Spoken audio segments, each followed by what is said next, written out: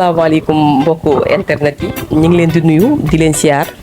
di amaat mbégte bu baax di kontaan si ànd gi ngeen di ànd ak ñun di kontaan si topp gi ngeen ñuy topp di bég si yéen lool macha allah di leen wax déwéniti di leen baalu àq di leen baal àq di ñaan yàlla sunu borom boole ñu baal boole ñu si xaaj ba jëm déwén yàlla may ñu fekke ko at yu bare bari en tout cas bég nañ si yéen si topp gi ngeen ñuy topp kontaan nañ si yéen si ànd gi ñuy ànd ak yéen di leen wax yéen mbokk internet yi ngeen gën ñoo yokk doole ndax yokk ñu doole da leen di bégal ndax nee naa leen seen Nasrou TV fas na yéen ànd ak yéen ak programme yu yees peq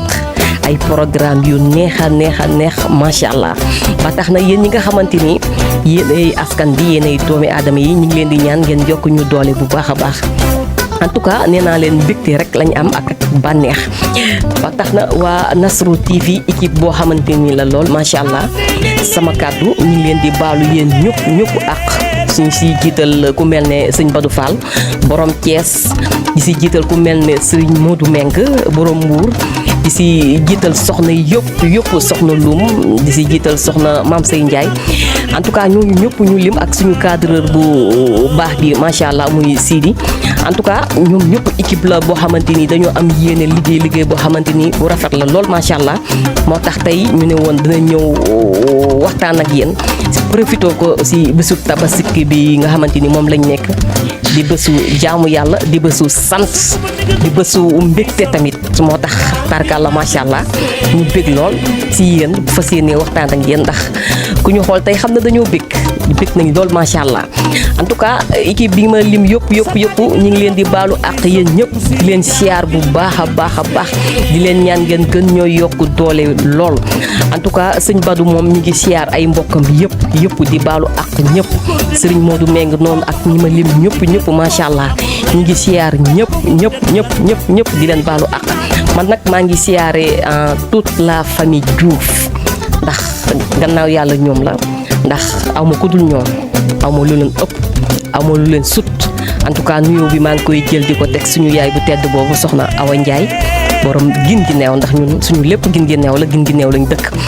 dëgg neexul waaw dañ koy tiitaroo waaw noonu la Awa Ndiaye ñu ngi koy nuyu suñu yaay jooju noonu di ko jox nuyoo bi mu tasaareel ñu ko képp koo xamante ni sant nga Diouf di ñëw fii tamit nga xamante ni mooy suñu kër fii ñu nekk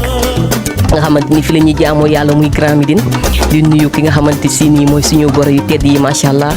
Boussa Ndiaye Khady Ndiaye ñu ngi leen di nuyu di leen siyaar jël nuyoo bi teg seen loxo ñu wasaareel ñu ko fépp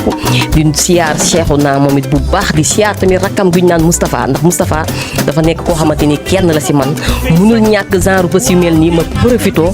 nuyu ko siyaar ko ndax Moustapha saa boo xamante ni liggéey bi am na nu mu demee mi ngi ñuy encouragé mi ngi ñuy dooleel mi ngi ñuy dimbale di ñu sotti xalaatam te loolu dañ koy soxla waaw di nga koy siyaare bu baax di leen ñaanal moom ak Cheikhouna moom it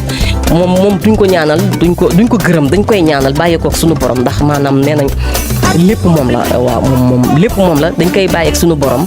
waaw mu defar ko yokk ko ba mu jëkk ko lii lañ ne woon tey danañ ko fas yéene wax ak yéen lii lañ ne woon lañ leen jéem a waxtaan ak yéen ndax wax dëgg neex yàlla nit bu lay topp ba bés yu mel nii faaw nga delloo ko njukkal faaw nga jaajëfal ko faaw nga baal ko ak faaw nga